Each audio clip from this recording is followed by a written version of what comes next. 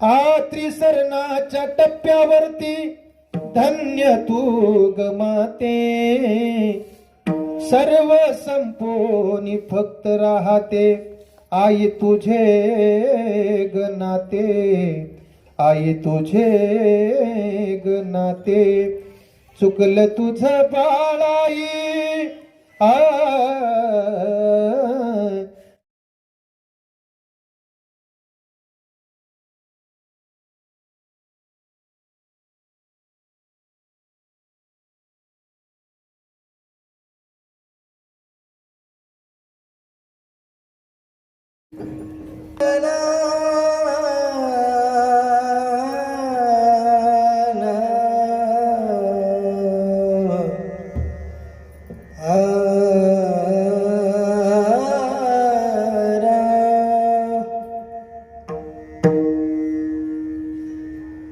जय जय राम राम कृष्ण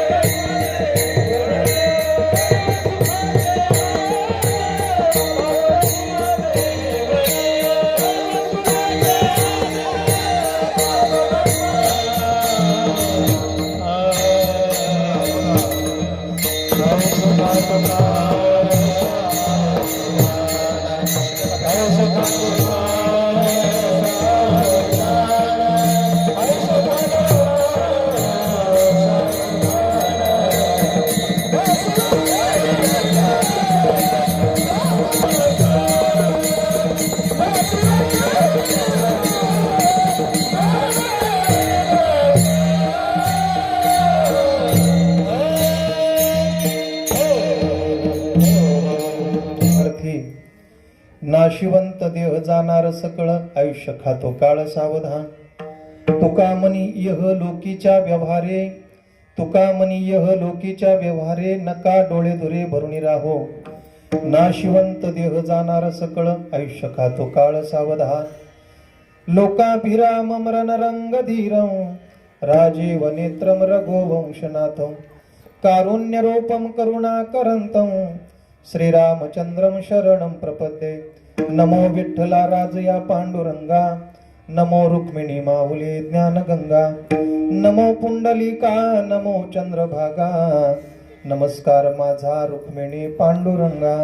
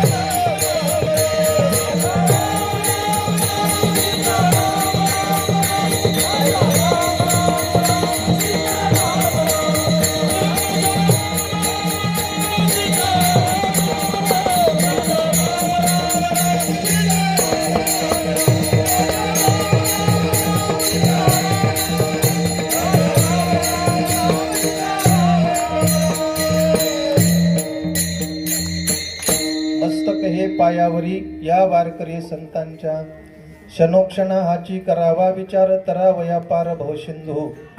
नाशिवंत देह जाणार सकळ, आयुष्य खातो काळ सावधान. प्रस्तुत प्राप्त प्रसंगी प्राप्त स्थळी कीर्तनरूपी सेवेकरता निवडलेला अभंग. यच्चयावत मानवी जीवनाच्या कल्याणार्थ अवतीर्ण झालेले थोर साधू, वैराग्याचे मुकुटमणी अखिल वारकरी संप्रदायाच्या कळस्थानी विराजमान असले संत श्रीमंत महाराष्ट्र भूषण जगतवंदे जगद्गुरु श्री तुकोबाराय महाराज यांचा 4 चरणाचा उपदेशपर प्रकरणातील अभंग आजच्या कीर्तनरूपी सेवेकरता निवडला. विठ्ठल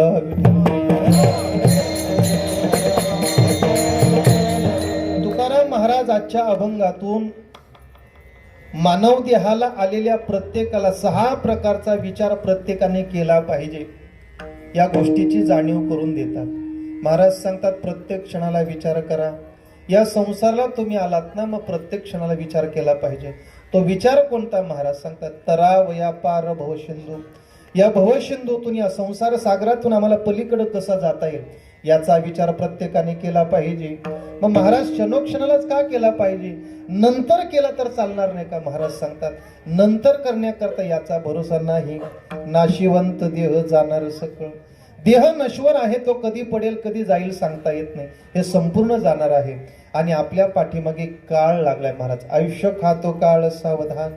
मग याच्याकरता काय केलं पाहिजे? महाराज सांगतात संतांचा समागम करा, अर्थात संतांची संगती करा, परमार्थ करा, परमार्थाबद्दल आवड निर्माण करा, परमार्थ करण्याची तातडी करा, घाई करा. तुकाराम महाराज 6 प्रकारचा विचार आपल्या जीवनामध्ये केला पाहिजे. पण महाराज सांगतात शेवटच्या चरणामध्ये ही गोष्ट प्रत्येकाने त्यागली पाहिजे. तुका मनी यह लोकीच्या व्यवहारे नका डोळे धुरे भरून राहू. इह लोकातल्या धुरामध्ये आपले डोळे भरून राहू नका. इह लोकातला धूर प्रत्येकाला ज्ञात आहे. कुणाला सत्तेचा असेल, कुणाला संपत्तीचा असेल, कुणाला ज्ञानाचा असेल, कुणाला बलाचा असेल, अनेक प्रकारचा महाराज धूर प्रत्येकाच्या डोळ्यावर आहे. महाराज सांगतात हा धूर आपल्या डोळ्यावर येता कामा नये. 6 प्रकारचा विचार करा असं चिंतन तुकोबराय या ठिकाणी करतात. विठ्ठल विठ्ठल.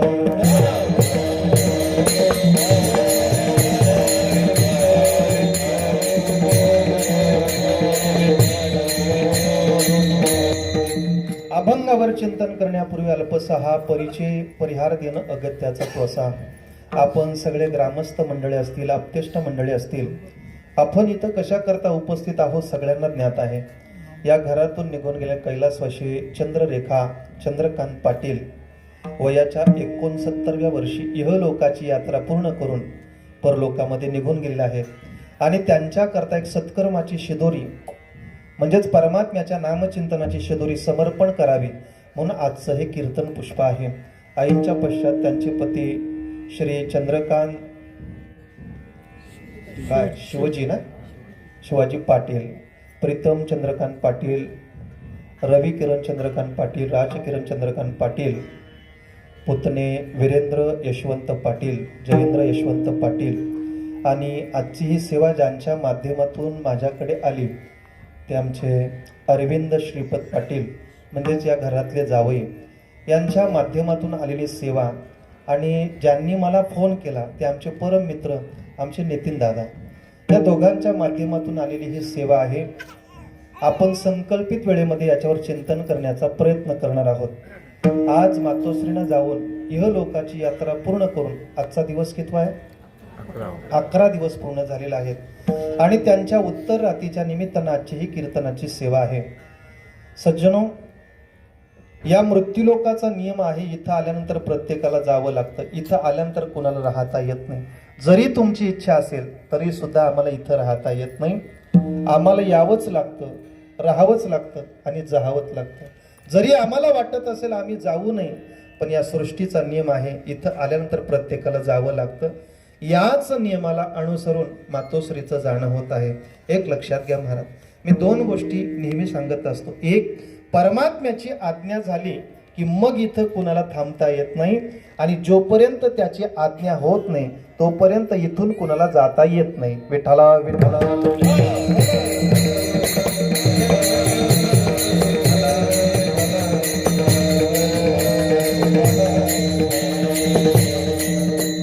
बाकीचे नियम तुम्ही आम्ही तयार केले आहेत, त्या नियमामध्ये बदल करता येतो. पण महाराज सांगतात परमात्म्याने जो नियम घालून दिलेला आहे त्याच्यामध्ये बदल करता येत नाही. लक्षात घ्या. इथं आलो ना मग आम्हाला 1 दिवस या मृत्यू लोकाचा निरोप घेऊन जायचंय. लक्षात घ्या. आणि याच नियाला अनुसरून मातोश्रीनी इहलोकाची यात्रा पूर्ण करून या परिवारातून, या गावातून आणि त्यांच्यापासून त्या दूर गेल्या आहेत. किंबहुना हे मृत्यूलोक सोडून त्या लोकामध्ये, परलोकामध्ये त्या निघून जात आहे. मग त्यांच्याकरता जाता जाता एक सत्कर्माची शिदोरी काहीतरी समर्पण केली पाहिजे. ज्या मातेने आमच्याकरता एवढं सर्व आयुष्य समर्पण केलं असेल तर त्या मातेकरता आम्ही सुद्धा काहीतरी समर्पण केलं पाहिजे. म्हणून ही पुण्याची शिदोरी त्यांना समर्पण करण्याकरता आपण इथं उपस्थित आहोत. सेवेकरता निवडलेला अभंग तुकाराम महाराजांचा आहे. तुकाराम महाराज आजच्या अभंगातून उपदेश करतायत. बघा, या मृत्यूलोकाचा जर विचार आपण केला ना तर 84 लाख योनी या मृत्यूलोकामध्ये. किती? 84 लाख. 84 लाख योनी या मृत्यूलोकामध्ये आहे. पण त्याचा जर आपण विचार केला आणि त्याचा जर महाराज या ठिकाणी जर आपण विभाजन केलं तर 3 प्रकाराने आपल्याला पाहायला मिळतं. एक काही प्रकारची काही अशी महाराज जीवसृष्टी आहे की ती फक्त भोगच भोगत असते. भोग प्रधान जीवन हे पशु पक्षाचं आहे. कर्म प्रधान जीवन साधूच आहे. आणि विचार प्रधान जीवन जर कोणाचं असेल तर मानवाचं आहे. विठ्ठल विठ्ठल.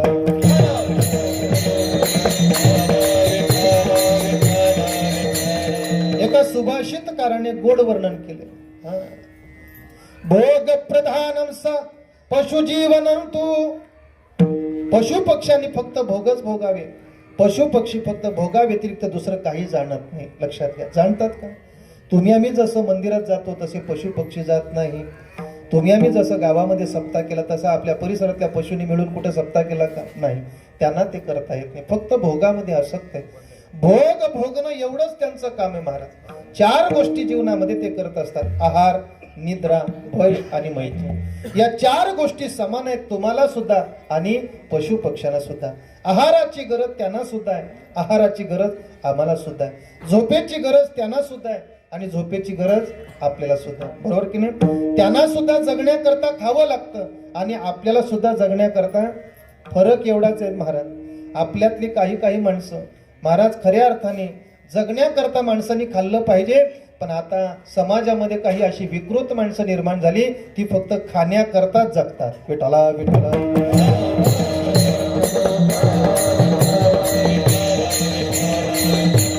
आहाराची गरज पशु पक्ष्यांना आहे, आहाराची गरज तुम्हाला सुद्धा आहे. किती गरज आहे महाराज? नित्य उठून या खावयाची चिंता. सकाळी सकाळी अंथरुणात आहे तर आईला ऑर्डर देतो, आई आज नाश्ता काय, दुपारचं जेवण काय, संध्याकाळचं जेवण काय, करतो की नाही? मग आपापल्या पद्धतीने भिन्नतेने आपण तो आहार सेवन करत असतो. पण आहाराची गरज मात्र प्रत्येकाला आहे. जीवन जगण्याकरता महाराज आपल्याला आहाराची गरज आहे. पशु पक्ष्याला सुद्धा आहाराची गरज आहे. आहार, निद्रा, झोपेची गरज त्यांना सुद्धा आहे. बरोबर की नाही? शरीर थकल्यानंतर वाटतं ना महाराज 8 तास परिश्रम केलं, कष्ट केले की कधीतरी वाटतं महाराज घरी आल्यानंतर आंघोळ करावी, जेवण करावे आणि मग काय करावे? झोपी जावे. म्हणजे झोप त्यांना सुद्धा आवड आहे, झोपेची आवड त्यांना सुद्धा आहे, गरज सुद्धा आहे. तशी झोपेची गरज आम्हाला सुद्धा आहे आणि आवड सुद्धा. किती आवड? कीर्तनाला बसल्या बसल्या सुद्धा माणसं झोपतात, एवढी आवड. विठाला विठाला.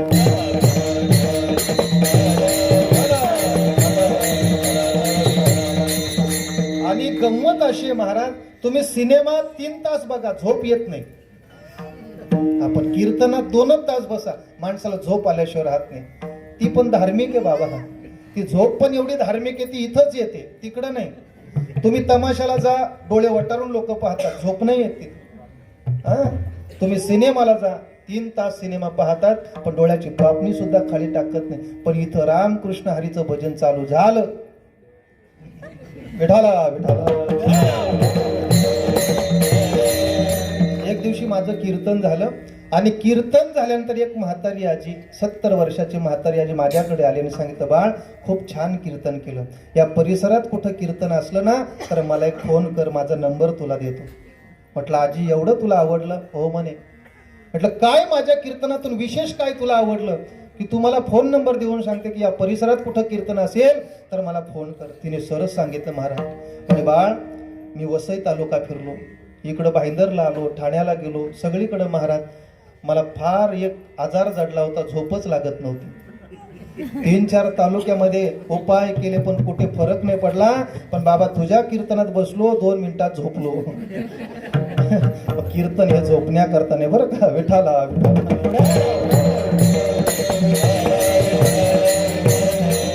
आहाराची गरज त्यांना आहे, आहाराची गरज आपल्याला सुद्धा आहे. झोपेची गरज त्यांना आहे, झोपेची गरज आम्हाला सुद्धा आहे. आहार, निद्रा, भय, भीती त्यांना सुद्धा आहे की नाही? भीती त्यांना सुद्धा वाटते आणि भीती आपल्याला सुद्धा वाटते. आपण काय करतो महाराज? एका हातामध्ये चपाती घेतो, पोळी घेतो आणि दुसऱ्या हातामध्ये काठी घेतो. कोणाला टाकायला? कुत्र्याला. त्याच्या लक्षात येतं पाठीमागे हात केलंय म्हणजे भीती त्यांना सुद्धा आहे महाराज. एखाद्या झाडाखाली जर एखादा पशु बसला असेल आणि जर तिथून माणूस येताना जर त्यांनी पाहिला तर पशु तिथून उठून बाजूला जातो. त्याला माहिती आहे हे काही चांगलं नाही, हे लात तरी मारेल, दगड तरी टाकेल. भीती त्यांना सुद्धा वाटते, भीती आम्हाला सुद्धा वाटते महाराज. लक्षात घ्या. आहार, निद्रा, भय, मैथुन म्हणून या 4 गोष्टी प्रत्येकाला समान आहे. पण महाराज पशु जीवन फक्त भोगामध्ये आसक्त. पशु काय पाप पुण्य जाणती. पशु जीवन हे महाराज फक्त भोगामध्ये आसक्त आहे. ज्याला देव धर्म देश काही कळत नाही, चांगलं काय वाईट काय कळत नाही, पाप काय पुण्य काय ज्याला कळत नाही, त्याला पशु म्हणा, त्याला पशु म्हणा. मग 2 पायाचा असला तरी तो पशु. आता माळेगाव मध्ये जे प्रकरण घडलं तुम्हाला सगळ्यांना माहिती आहे महाराज. माळेगावचं प्रकरण 2 माणसाचा असून महाराज फक्त माणसाच्या देहाला आला पण त्याला माणूस काय म्हणाल महाराज? तो पशु आहे, तो राक्षस आहे. विठाला विठाला.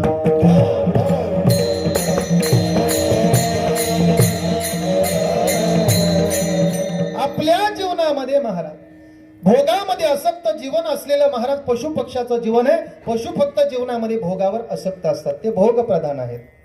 तुम्ही त्याला कितीही चांगलं ठेवण्याचा प्रयत्न करा, पण त्यांचा स्वभाव मात्र जाऊ शकत नाही, स्वभाव नाही जाऊ शकत. एक डुक्कर महाराज, तो त्याचं कर्म करत होता. आता डुक्कर कुठं असतो? मस्त बागामध्ये फिरतो का? कुठं असतो तो डुक्कर? कुठं पाहायला मिळतो डुक्कर? डुकराचं सांगतो, गटारात. म्हणजे कोणी लावून नका घेऊ बरं का, मी डुकराचं बोलतो. डुक्कर हे नेहमी आपल्याला गटाराजवळ दिसतो. ते काय करतो? फक्त घाण साफ. एक दिवशी नारदाची स्वारी तिथून जात होती आणि नारदाने त्याचं जीवन पाहिलं, किती घाणेरडं जीवन आहे. या गटारातली घाण तो खातो, या गटारामध्ये लोळतो. आणि नारदांना महाराज वाईट वाटलं, अरे काय जीवन आहे, या घाणीमध्ये, या चिखलामध्ये जीवन चाललंय डुकराचं. त्याच्या जवळ गेला आणि सांगितलं, बाबा अरे तुझ्या जीवनाची मला कीव येते.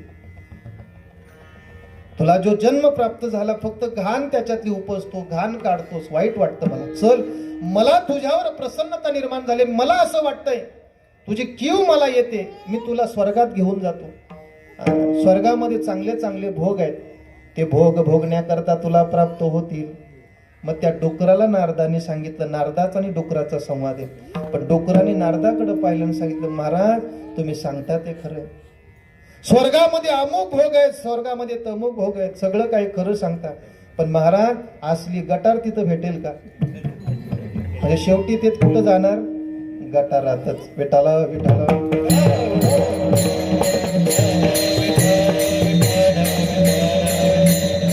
पशु जीवन हे भोग प्रधान जीवन आहे.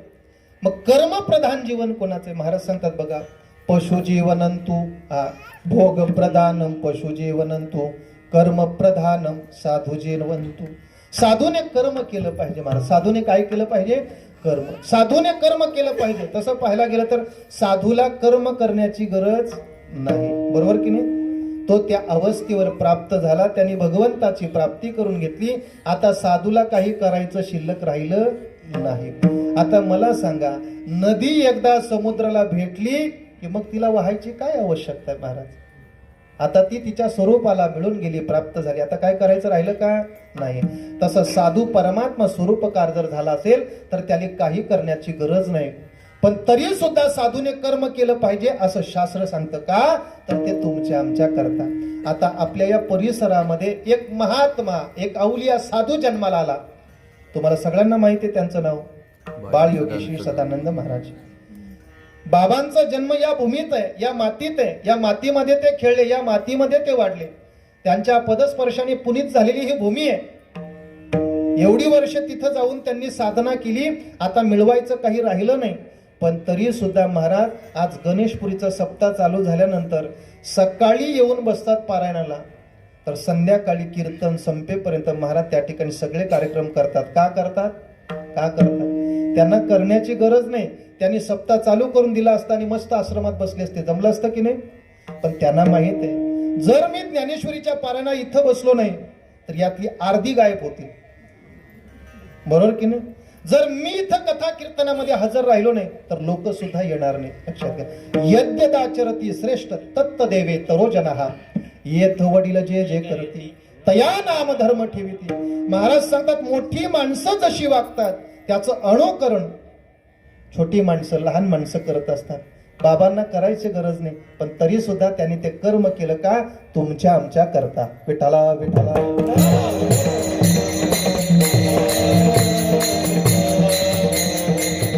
साधूने कर्म केलं पाहिजे. का? तर हा समाज साधूकडे पाहून शिकतो महाराज, बरोबर की नाही? आपल्याला तिथं गेल्यानंतर कळतं. आपण आपल्या घरात असल्यानंतर काय सांगतो? भाजी दे, भात दे. पण तिथं गेल्यानंतर आपण काय म्हणतो? काय म्हणतो? बाबा काय म्हणतो? भाजी राम, भात राम. म्हणजे सगळीकडे राम राम राम राम आपल्याला पाहायला मिळतो की नाही? हे अनुकरण महाराज. मोठी माणसं जशी वागतात तशी लहान माणसं. एक वाक्य सांगू, घरातली मुलं चांगली निघावी असं वाटत असेल, बारकाईने ऐका बरं, घरातली मुलं चांगली निघावी असं जर तुम्हाला वाटत असेल तर त्या मुलांच्या पुढे आई वडिलांचं जीवन आदर्श पाहिजे, वंदनीय पाहिजे, पूजनीय पाहिजे. शाळेतली मुलं चांगली निघावी असं वाटत असेल तर गुरुजींचं जीवन त्या मुलांच्या पुढे आदर्श, वंदनीय पूजनीय पाहिजे. विठाला विठाला.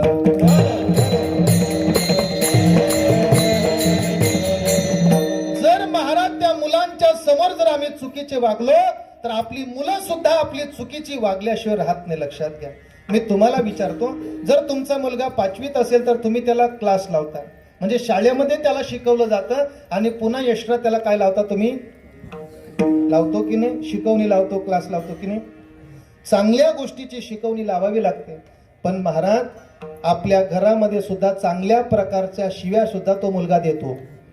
मी तुम्हाला विचारतो, शिव्या देण्याचं कुठं ट्युशन आहे का तुमच्या परिसरात? पण आपल्यापेक्षा चांगल्या देतो की नाही? आपल्यापेक्षाही चांगल्या शिव्या महाराज, उत्कृष्ट शिव्या देतो का? तर हे सगळं आपलं ऐकून लहान लहान मुलं महाराज, तुम्ही ज्या कृती करताना, जे बोलताना, हे सगळं त्यांच्या कम्प्युटरमध्ये फिट होतं महाराज. म्हणून जर तुम्हाला व्यसन असेल, विडीचं, तंबाखूचं, कसलंही व्यसन असू द्या, तुमच्या मुलांच्या पुढे कधी करू नका. आणि जर तुमच्या मुलांच्या पुढे जर तुम्ही केलात तर उद्या सकाळ मुलं सुद्धा तुमच्या समोर महाराज त्या गोष्टी केल्याशिवाय राहणार नाही. याला जबाबदार आपण असेल. लक्षात घ्या. जर आता जर आपण जर त्यांच्यावर संस्कार केले नाहीत तर उद्या सकाळ जाऊन ती पिढी बर्बाद झाल्याशिवाय राहणार नाही. आपलं जीवन आदर्श असलं पाहिजे. रामरायांच्या पुढे महाराज दशरथ राजाचं जीवन आदर्श होतं म्हणून एका शब्दामध्ये 14 वर्षाचा वनवास स्वीकारला. लक्षात घ्या. आदर्श. जिजाऊंचं जीवन शिवरायांच्या पुढे आदर्श होतं पण शिवाजी महाराज घडले. विवेकानंदांच्या पुढे त्यांच्या आई वडिलांचं जीवन आदर्श होतं म्हणून महाराज या ठिकाणी आपल्या भारताचं प्रतिनिधित्व त्यांनी केलं. विठाला विठाला. आपली मुलं चांगली निघावी असं वाटत असेल तर आपल्या आई वडिलांचं जीवन त्यांच्या पुढे चांगलं पाहिजे. एक आमचे महाराज गोष्ट सांगायचे. एका अमराईमध्ये एका बागेमध्ये रोज आंबे चोरीला जायचे. रोज आंबे. ऐकताय तुम्ही? रोज आंबे चोरीला जायचे महाराज. आणि मग एक दिवशी त्या मालकाने ठरवलं की आज चोर काही केल्याने पकडायचा. लपून बसला तो. आणि रात्रीची वेळ झाली महाराज आणि तिथं त्याच्या लक्षात आलं आता आंब्यावर कोणीतरी चढलाय.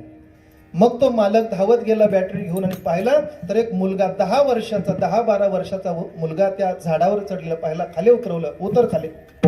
त्याच्या हाताला पकडलं. सांगितलं अरे मूर्खा, एवढे दिवस झाले तो आंबे चोरतो माझ्या आंबराईतून. खूप त्याच्यावर रागवला.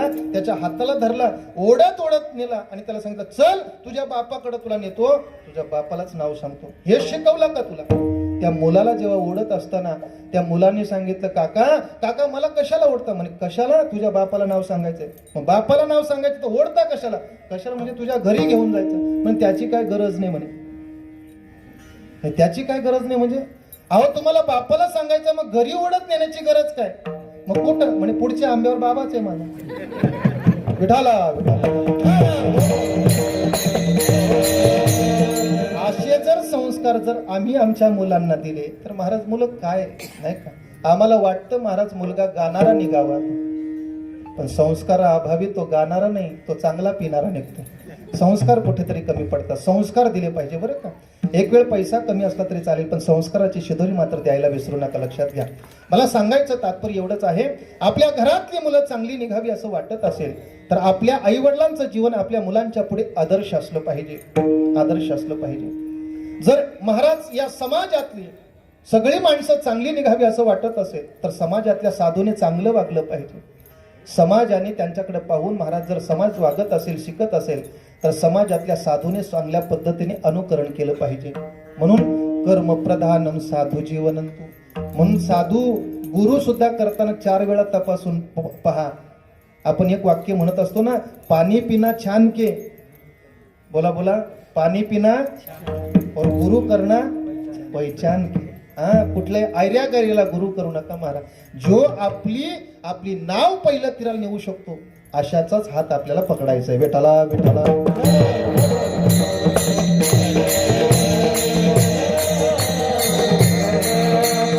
म्हणून साधूने कर्म केलं पाहिजे. त्यामध्ये आसक्त असलेलं जीवन पशुच आहे. कर्मप्रधान जीवन असले साधूच आहे. पण विचारप्रधान जीवन कोणाचं आहे? महाराज सांगतात विचारप्रधान जीवन हे मानवाचं आहे, तुमचं आमचं आहे. मानवाने विचार केला पाहिजे. विचार करण्याकरताच आपण इथं आलो. विचाराने काय होतं? महाराज सांगतात विचाराने प्रपंचातून मुक्ती होते. विचारातून काय होतं? महाराज सांगतात माया मोहा जाळातून मुक्ती मिळते. विचारातून काय होतं? महाराज सांगतात आपल्या जीवनातलं दुःख नष्ट होतं. विचारातून काय होतं? महाराज सांगतात विचारातून समाधान मिळतो.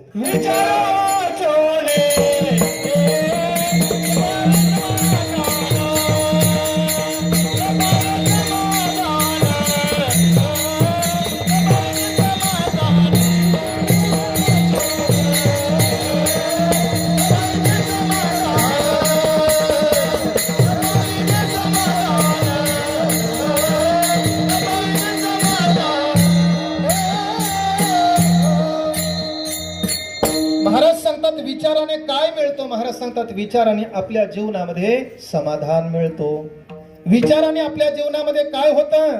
महाराज सांगतात विचाराने आपल्या जीवनातून माया मोहा जाळातून मुक्ती मिळते, संसारातून मुक्त होतो. एवढंच नाही तर विचाराने काय मिळतो? महाराज सांगतात विचाराने लाभ प्राप्त होतो. विठ्ठल विठ्ठल